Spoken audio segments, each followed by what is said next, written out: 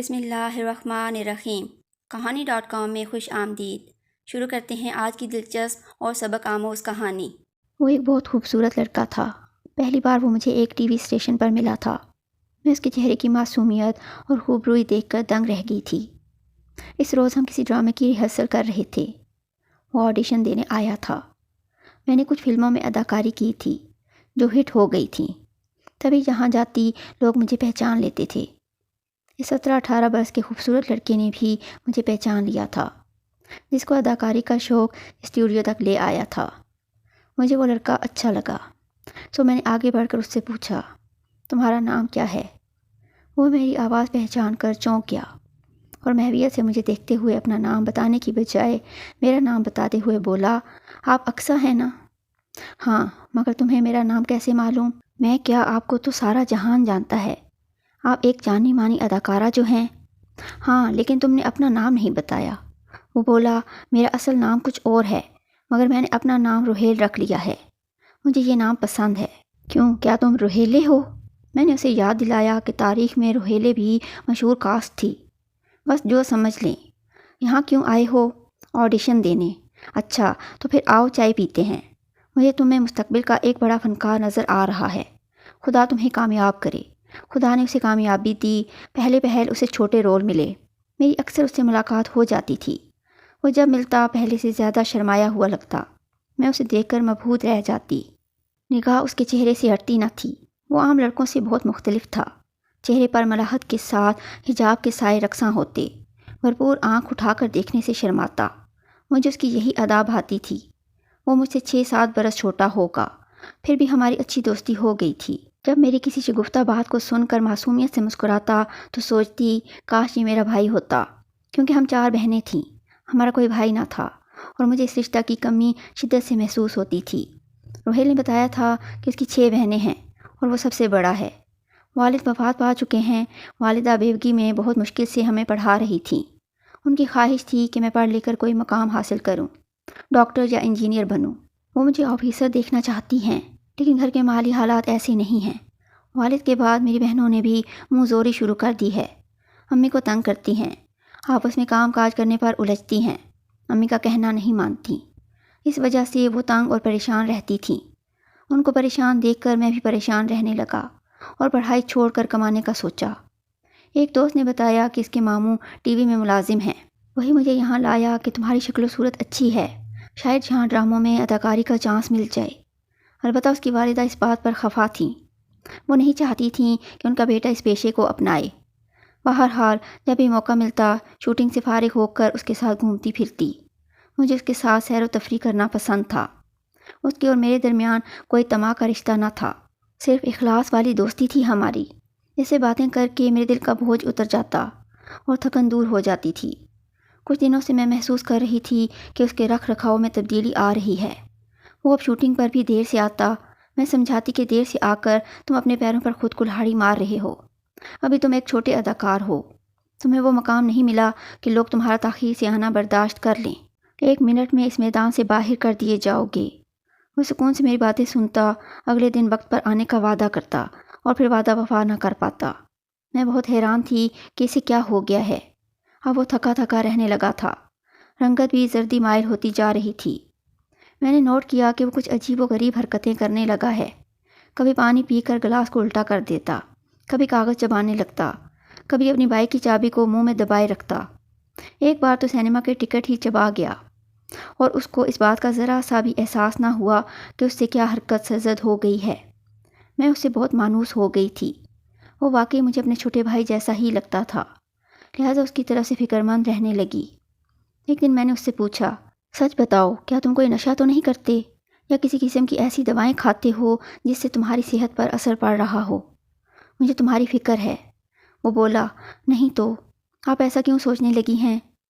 میں تو پہلے جیسا ہی ہوں، شاید کچھ گھریلو پریشانیاں ہوں۔ ہاں، وہ تو ہر انسان کو ہوتی ہیں۔ کیا مجھے اپنی پریشانیوں سے آگاہ نہیں کرو گے؟ ایسی کوئی خاص پریشانی نہیں ہے، اگر ہوگی تو ضرور بتا دوں گا۔ ایک روز مجھے پتہ چلا کہ اس نے گھر چھوڑ دیا ہے اور کسی دوست کے ساتھ رہنے لگا ہے۔ حالانکہ پہلے جب کبھی اسے گھر جانے میں ذرا دیر ہو جاتی تو متفکر ہو کر کہتا کہ امی اور بہنیں گھر پر اکیلی ہیں اور مجھے دیر ہو گئی ہے۔ اپنی والدہ اور بہنوں کو گھر میں اکیلا نہ چھوڑنے والا اب کیوں کر گھر چھوڑ کر اور جگہ رہنے کو چلا گیا تھا۔ بالآخر یہ معمہ کھل گیا۔ مجھے معلوم ہو گیا کہ وہ نشہ آور گولی کھانے لگا ہے۔ پہلے پہل تو آثار ظاہر نہ ہوئے۔ رفتہ رفتہ جب صحت زیادہ گرنے لگی تو ایک روز میں اسے ڈاکٹر کے پاس لے گئی اور اس کے بلڈ ٹیسٹ کروائے تو انکشاف ہوا کہ وہ سستی اور مضر صحت نشہ آور ادویات لے رہا ہے۔ جب اس امر سے روکا تو اس نے گولیاں چھوڑ کر شراب نوشی شروع کر دی۔ اس کے پاس زیادہ رقم نہ ہوتی تو سستی دیسی شراب پینے لگتا اور میرے سمجھانے پر بھی باز نہ آتا۔ آخر میں نے کھوج لگا لیا کہ اسے کون سا روگ لگ گیا ہے۔ ہماری پڑوسن کی لڑکی نے ایک دن روہیل کو ہمارے گھر دیکھا تو مجھے بتایا کہ اس کی بہن میری کلاس فیلو تھی۔ میں ان کا گھر جانتی ہوں۔ اس لڑکے نے اس وجہ سے اپنا گھر چھوڑ دیا ہے کہ اس کی بیوہ ماں نے دوسری شادی کر لی ہے۔ اس بات کا روہیل کو بہت زیادہ صدمہ پہنچا اور اس نے الٹے سیدھے کام شروع کر دیے۔ اس کے ماموں نے اسے سمجھانے اور قابو میں لانے کی کوشش کی تو ان کے قابو میں بھی نہیں آیا۔ روہیل نے دیکھا کہ اس کی بہن کی سہیلی نے اسے دیکھ لیا ہے اور وہ ہمارے پڑوس میں رہتی ہے تو اس نے ہمارے گھر آنا چھوڑ دیا۔ ایک دن اس کے دوست نے مجھے آ کر بتایا کہ وہ اسپتال میں داخل ہے۔ میں اس کو دیکھنے گئی۔ ڈاکٹر نے کہا کہ نشے نے اس لڑکے کو جوانی میں جلا دیا ہے۔ اگر اس نے خود کو نشے سے نہ روکا تو اس کی زندگی کی امید نہیں ہے۔ یہ سن کر میرے پیروں تلے سے زمین نکل گئی۔ میں نے فیصلہ کر لیا کہ اس کو دوبارہ زندگی کی طرف لے آؤں گی۔ ایک دن آیا کہ اس کی اتنی بری حالت ہو گئی کہ قدم لڑکھڑا رہے تھے۔ اس نے دروازے کا سہارا لیا تو جھول گیا۔ میں نے جلدی سے آگے بڑھ کر اسے سہارا دیا اور تا دیر پیار سے سمجھاتی رہی۔ اگلے دن میں اپنی پڑوسن کی لڑکی کے ساتھ اس کے گھر گئی تاکہ اس کی والدہ کو ان کے بیٹے کا احوال بتاؤں۔ وہ گھر پر نہ ملی۔ میں ناکام لوٹ آئی۔ اگلے دن میں نے روہیل کو بلایا۔ وہ آ گیا۔ آج اس کی حالت قدرے بہتر تھی۔ تب میں نے قسم دے کر پوچھا، اگر مجھے بہن سمجھو تو اپنے دل کا حال بتا دو، ورنہ سمجھ لینا کہ تم نے مجھے ہمیشہ کے لیے کھو دیا۔ کافی اصرار کے بعد اس نے زبان کھولی اور کہا، ستارہ، جب کسی نے مجھے بتایا کہ تمہاری امی دوسری شادی کر رہی ہیں تو میرے دل پر بجلی سی گر گئی۔ میں نے ماں کے پیر پکڑ کر پوچھا، ماں سچ بتاؤ، کیا واقعی تم دوسری شادی کر رہی ہو یا کسی نے مجھے غلط کہا ہے؟ وہ بولیں، یہ معاشرہ شریف عورت کو اس طرح تو جینے نہیں دیتا، بلکہ ساری عمر کی ریاضت کا یہ صلہ دیتا ہے کہ اس پر بہتان لگا دیے جاتے ہیں۔ میں فیکٹری سے گھر پر سینے کے لیے گارمنٹ لاتی ہوں، دن رات محنت کرتی ہوں۔ تم لوگوں کا پیٹ پالنا، تم سب کو پڑھانا چاہتی تھی۔ اس پر بھی تمہارے ددیال اور میرے میکے والوں کو چین نہ تھا۔ میں ان سے کچھ مانگتی تو نہ تھی، مگر یہ لوگ مجھے سکون سے محنت بھی نہیں کرنے دیتے۔ وہ کام چھوڑا، گھر پر بیٹھ کر دوسرے کام کیے، دکانداروں کی دی ہوئی مرچیں صاف کیں، مثالیں پیس کر پیکٹ بنا کر دیتی تھی، کیا کیا مشقتیں نہیں کیں۔ تب یہ لوگ مجھ پر دکانداروں سے غلط تعلقات کا بہتان لگا دیتے کہ مارکیٹ پھرتی ہے۔ میں یہ مشقتیں تم 7 بچوں کو پالنے کے لیے کرتی رہی۔ تم لوگوں کے لیے میں نے اپنے ارمان، اپنی زندگی، ہر شے کو محنت کی بھٹی میں جھونکا، تو اب تم لوگ بھی بات بات پر میرے منہ کو آتے ہو۔ تم نے میرا کہا نہ مانا، پڑھائی چھوڑ کر جانے کس رستے پر چل دیے۔ تمہاری بہنیں ہیں کہ میرے قابو میں نہیں آتی، ہر لڑکی اپنی منمانی کرتی ہے۔ تم آج دوسری شادی کے خدشے ظاہر کر رہے ہو، تمہاری بہنیں بھی مجھ سے ایسی ہی باتیں کرتی ہیں۔ کبھی کہتی ہیں کہ ہمیں محنت کا کیا تانا دیتی ہیں، نہ کریں ہمارے لیے محنت، دوسری شادی کر لیں۔ میں کب تک زمانے کے ساتھ ساتھ اولاد کی بھی ایسی خرافات سنوں؟ تو اب میں نے یہی فیصلہ کیا ہے کہ دوسری شادی کر کے اپنی زندگی سکون سے کیوں نہ جیوں۔ تمہارے بڑے ماموں تو ہر وقت کہتے رہتے تھے کہ دوسری شادی کر لو، یہ زندگی لمبی اور کٹھن ہے، کیسے گزارو گی؟ میں یہی جواب دیتی تھی کہ میرے چھوٹے چھوٹے 7 بچے ہیں، انہیں لے کر کیا میں دوسرے شوہر کے گھر جاؤں؟ یہ اتنے سارے کیا ستیلے باغ کے آنگن میں سکھ سے سما سکیں گے؟ اب تم لوگ بڑے ہو گئے ہو، خود مختار ہوتے جا رہے ہو، تو تمہارے بڑے ماموں اپنے ایک دوست سے میری دوسری شادی کے لیے مجھے منا رہے ہیں۔ اب بتاؤ میں کیا کروں؟ ابھی تو دوسری شادی کی نہیں اور سارے زمانے میں خبر اڑ گئی، محلے بھر میں بات پھیل گئی ہے۔ ابھی تو میں نے اس شخص کو دیکھا تک نہیں اور تم بدگمانی میں گھر سے نکل گئے۔ اب تم جا ہی چکے ہو تو پھر میں بھی دوسری شادی کر رہی ہوں۔ کم از کم میرا بھائی تو مجھ سے راضی ہو، میرا دکھ سکھ بانٹنے والا ایک وہی تو ہے۔ اس روز مجھے ماں کی باتیں ایسی کڑوی اور زہر لگیں، سوچا کہ اب کبھی ان کو منہ نہ دکھاؤں گا اور نہ ان کا منہ دیکھوں گا۔ بس اپنا سوٹ کیس تیار کیا اور ہمیشہ کے لیے ماں کا گھر چھوڑ دیا۔ میری بہنوں نے بھی ان سے جھگڑا کیا، تب امی نے یہ کیا کہ والد کا گھر چھوڑ کر بڑے ماموں کے گھر چلی گئیں۔ ماموں نے ان کا نکاح اپنے دوست سے پڑھوا دیا۔ افواہوں پر تو میں کم نشہ کرتا تھا، لیکن جب ماں میرے باپ کا گھر چھوڑ گئیں تو زیادہ نشہ کرنے لگا۔ شراب میں کام غلط کرنے سے صحت بھی گری اور کسی کام کے کرنے سے بھی رہ گیا۔ پہلے تو مجھے خوف تھا کہ ماں نے دوسری شادی کر لی تو میں دوستوں میں بدنام ہو جاؤں گا، وہ کیا سوچیں گے۔ اور اب جب ہماری والدہ نے ہماری نافرما برداری اور بد اخلاقی کے سبب دوسری شادی کر لی تو اس بات کا صدمہ مجھ سے سہا نہیں جا رہا ہے۔ ایک دوست نے مجھے شراب پلائی، پھر میں اور زیادہ غلط راہ پر لگ گیا۔ اسی غم میں برباد ہو گیا ہوں۔ اب تو زندگی کے چند ہی دن باقی رہ گئے ہیں۔ جب ماں کے تقدس کا تصور لہو لہان ہو جائے تو ہم جیسے بچے کہاں جائیں۔ میں مرنا تو پسند کر سکتا ہوں، مگر یہ گوارا نہیں کر سکتا کہ اس عمر میں ماں کسی غیر شخص سے منسوب ہو۔ روہیل کی باتیں سن کر میری آنکھوں میں آنسو آ گئے۔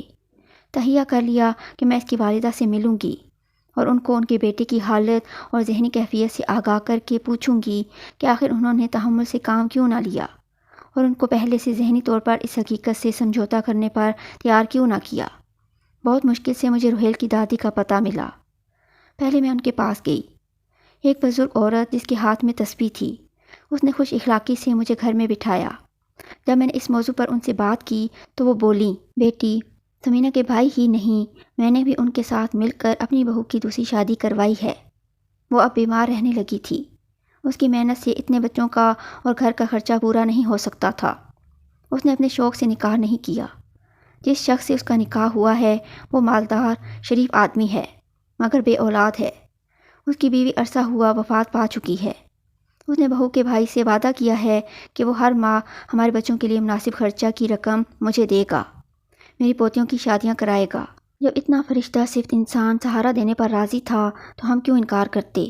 بچے تو نادان ہیں، اوپر سے منہ زور اور نافرمان ہیں۔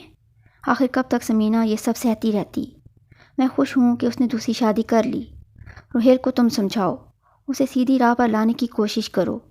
لڑکیوں کو میں سمجھا لوں گی، آخر میں ان کی دادی ہوں اور ان کے لیے بہتر سوچتی ہوں۔ بڑی اماں کی باتیں مجھے اچھی لگیں۔ کافی دن میں روہیل کو سمجھاتی رہی کہ تم نہ پڑھ سکے اور نہ کماتے ہو، پھر اس طرح کی باتیں کیوں کرتے ہو؟ تمہاری دادی اور ماموں نے باہمی صلاح مشورے سے جو فیصلہ کیا ہے اسے قبول کر لو، حقیقت پسند بنو، جا کر ماں سے ملو، معافی مانگو اور حالات کو معمول پر لے آؤ۔ لوگ سوائے باتیں بنانے کے تمہیں کیا دیں گے؟ کوئی دکھ میں نہ تو آپ کو سہارا دے گا اور نہ مالی مدد دے گا، تو جس نے سہارا دیا ہے اس کی قدر کرنی چاہیے، نہ کہ نفرت۔ بالآخر ایک دن اس کی سمجھ میں میری بات آ گئی اور اس نے ماں سے صلح کر لی، کیوں ماں کا دکھ دور ہو گیا اور اس کا بھی۔ یہ تھی آج کی کہانی۔ اگر ویڈیو پسند آئے تو اسے لائک اور شیئر کریں، چینل کو سبسکرائب کریں اور بیل نوٹیفیکیشن آن کر دیں تاکہ ہماری آنے والی ہر کہانی آپ کو بر وقت مل سکے۔ کمنٹس میں اپنی قیمتی آراء سے ضرور آگاہ کریں۔ اپنا اور اپنے چاہنے والوں کا بہت زیادہ خیال رکھیں۔ اللہ حافظ۔